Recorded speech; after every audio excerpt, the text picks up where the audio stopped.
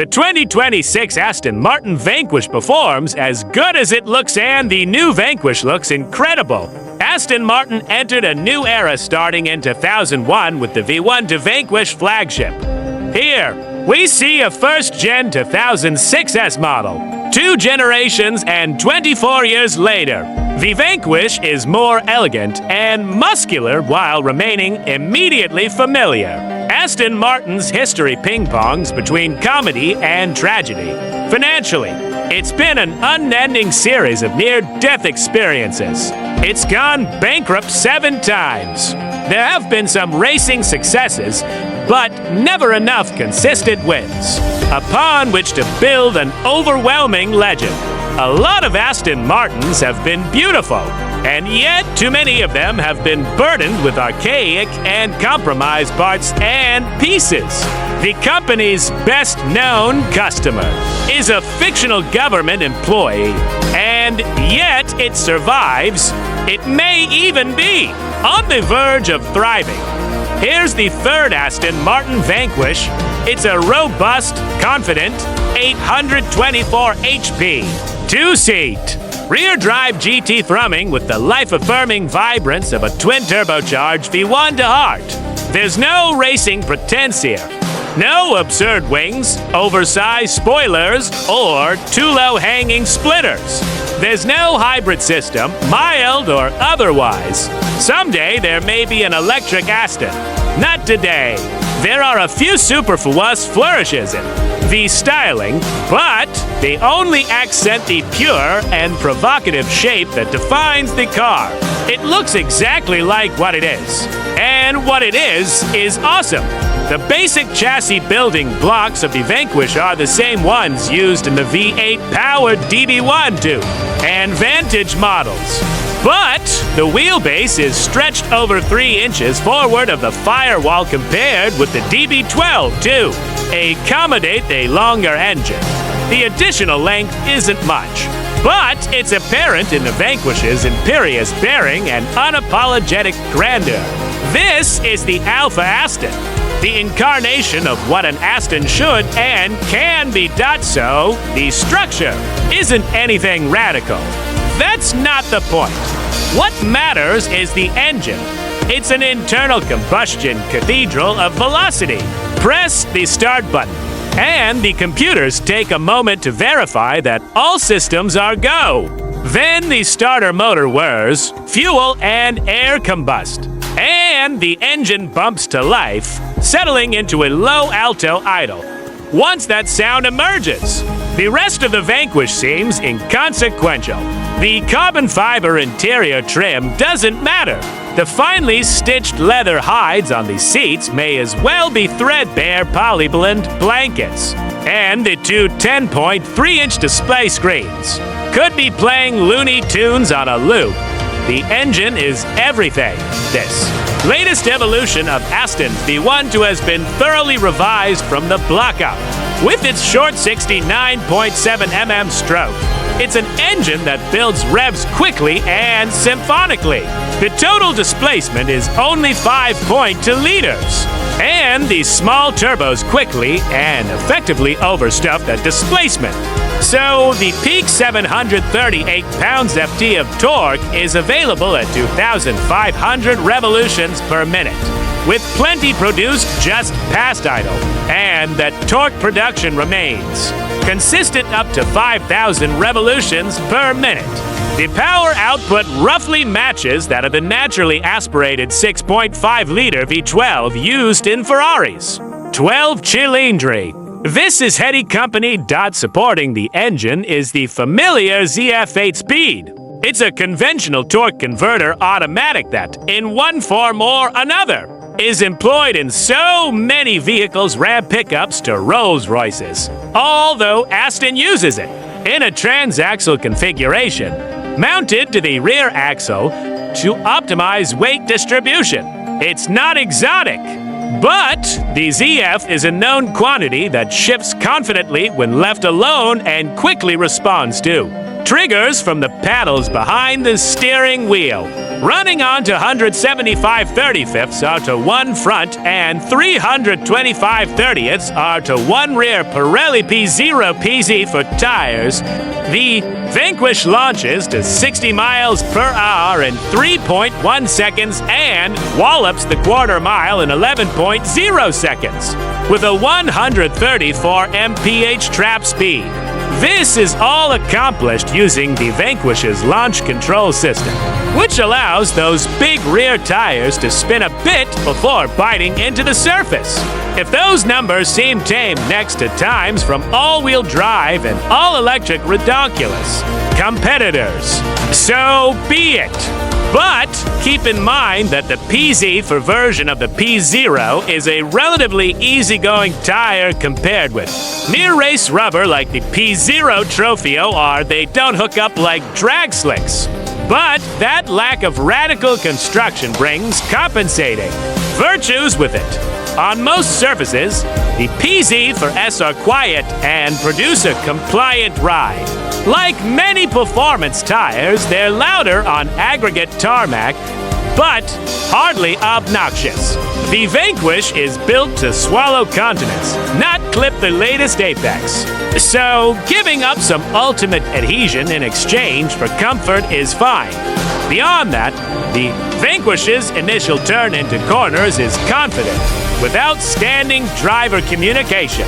In the most aggressive driving mode, Sport Plus, some of that cornering performance comes from fine-tuning the electric power assist on the steering rack, but much of the sure-footedness results from the nearly ideal 50.5, 49.5% front-to-rear weight balance. It's also because this Aston Martin has the right tires for its character, while the temptation is to concentrate on 0 to 60 and quarter-mile times. The Vanquish's real thrust occurs at passing speeds. This is a beast that needs only to 0.1 seconds to brawl from a rolling 50 to 70 miles per hour. That's 0.3 quicker than a 2021 Porsche 911 Turbo SES. Electric vehicles such as the Lucid Air Sapphire and the Tesla Model S Plaid are even quicker in that metric. But they're silent while doing it. The soulful song of a 12-cylinder engine slinging to its 7,000 RPM redline has got to be worth something too. In fact, it's worth a lot. On the curving roads across eastern Santa Barbara and Ventura counties in California, the Vanquish is always poised, once clear of a corner, with its sights locked on a short shoot to the next apex a quarter mile away. It's easy to snick down a gear and feel the Big 12 thrust this for 1,328-pound luxury skiff toward triple-digit speeds and upshift later. Then, it is thrilling to knock back down a couple of gears, dip into the magnificent binders, and feel the nose grab into the tarmac again, ready to turn and rocket once more. This is a big car that stretches 190 to 0.5 inches across a 113.6-inch wheelbase and doesn't have the instantaneous reflexes of a Porsche 911 Turbo S, with 17.1 fewer inches between the wheels, or the ferocious road appetite of a Ferrari to 9.6 GTB. 12.8 inches shorter in length, but it's spookily inspiring. It doesn't so much caress or attack the road. Instead, it smothers tarmac and then brags about it. On the road, there's no real reason to turn off the traction control system completely. It's effective without being overly intrusive. And the Vanquish's limits are so high that on public roads they can only be approached by talented fools. The Vanquish isn't a track car, but it's good enough to be used as one. And with the traction control off, it can tail wag and drift impressively. It also brings up the delicious idea of a more focused version of the Vanquish tune to take full advantage of more aggressive rubber like the Trofeo's. Around Southern California, civilian awareness of the Vanquish was astonishing. Pedestrians spun around to watch it pass. On the freeways, drivers of Hondas and Toyotas waved a happy howdy, quickly followed by a thumbs up. This is an Aston whose appearance explains itself. It has an elegance that is missing from Lamborghinis and a friendliness that Ferraris don't even attempt. Back in the softest driving mode, GT. The Vanquish swallows up freeway miles almost, but not quite serenely. This isn't a perfect GT car, but the nits to pick are few. The interior hews closely to the themes and structures used in the V12 and Vantage models. That means there isn't a digital overload. One screen in front of the driver displays the tachometer and speedometer, and a second screen at the dash's center handles the infotainment chores and delivers details on vehicular functions like driving modes. Mostly, Aston has optimized the cabin environment around real buttons, dials, and knobs. And every one of them has a satisfying feel. Aston's technical partnership with Mercedes-Benz is well hidden, but appears in the steering wheel and the column behind it. That nicely shaped and perfectly sized wheel may not be a direct lift from the Mercedes parts bin, but it could be for a car as big as the Vanquish. Not including a rear seat seems ornery. There's room there for at least some notional seating that might be useful for little kids or good-sized pets. Instead, the driver looks back via the rearview mirror out past a quilted leather package shelf that's intricate, but also resembles a bedspread at a Holiday Inn Express. This Vanquish test car was equipped with a fixed panoramic glass roof. Unless the buyer is so paranoid that they're scanning the sky for black helicopters tracking them, it's almost wholly useless. All it does is ensure the interior will carry a large solar load during the day and invite occasional glare under streetlights at night. Alternatively, Aston offers a solid body color roof or carbon fiber panel, both of which would be preferable. Or wait a few months for the Vanquish Volante convertible. Bringing a first-generation 2006 Vanquish S out to this photo shoot showcases how far Aston has come in the last 2 decades.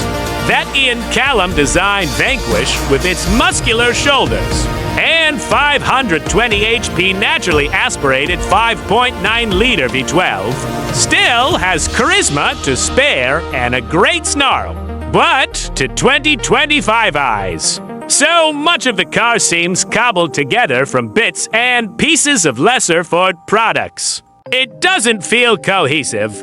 It doesn't seem like a thoroughbred. And the automated 6-speed single-clutch transmission is all kinds of terrible.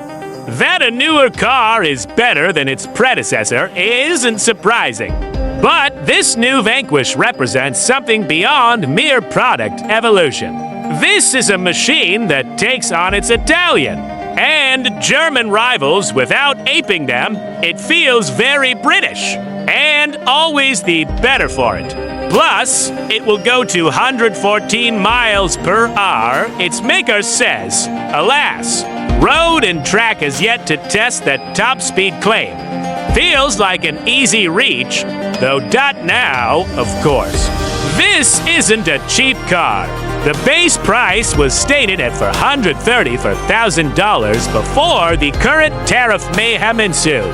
Throw in some options and bespoke touches, and a $500,000 total chit is a real possibility. But at least the Vanquish looks like $500,000, and it sounds like it too. The British master of comedy and tragedy has always been William Shakespeare. So, let's close considering this quote from his sublime comedy Twelfth Night. The not afraid of greatness, he wrote, "Some are born great, some achieve greatness, and others have greatness thrust upon them." Sometimes, also, greatness is all about thrust. Late to the party, a brief history of Aston Martin's V12. Unlike the Tadek Marek design in Line 6 that defined much of Aston Martin's legend, the company's V12 originated far from Aston's British homeland.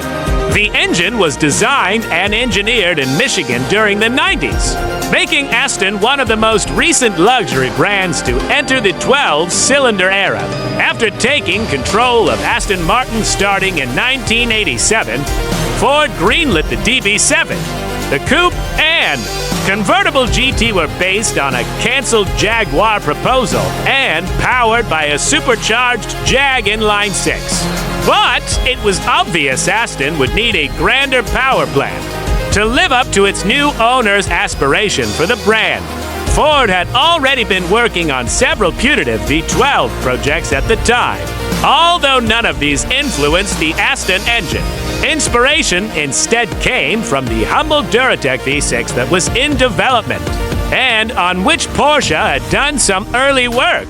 The V12 project was run by a small group of young engineers within Ford's advanced powertrain department, and contrary to rumors, the engine is not simply the combination of the Duratec 6s. The Aston engine has a custom block made from a more advanced alloy, larger bearings, and different cylinder liners, but shares piston assemblies and valvetrain components.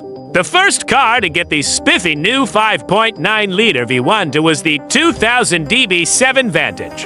And it proved such a hit that the inline-6 DB7 was dropped within a year.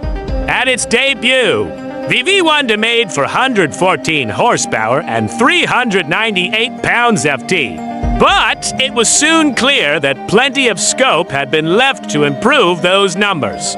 The first-gen Vanquish, which was introduced for 2002 and premiered Aston's new bonded aluminum architecture, increased power to 460 horsepower. Output continued to grow steadily, and by the end of its life, the 5.9 made 580 horsepower and 465 pounds FT in the second-gen Vanquish S from the start.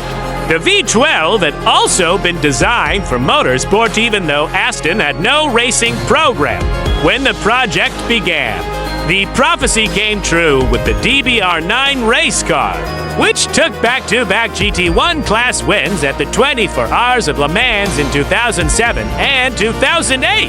Tightening emissions targets killed the original V12 after the 2019 Rapid S, but the engine served as the basis for the substantially altered twin-turbo 5.2-liter V12 that replaced it in the 2017 DB11. It keeps the same bore centers, cylinder diameter, and timing gear, and was initially assembled by Ford in Germany until Aston took production in-house in 2020. Output continues to trend upward, with the new Vanquish's 824 horsepower and 738 pounds FT almost certainly not where the story will end. Mike Duff.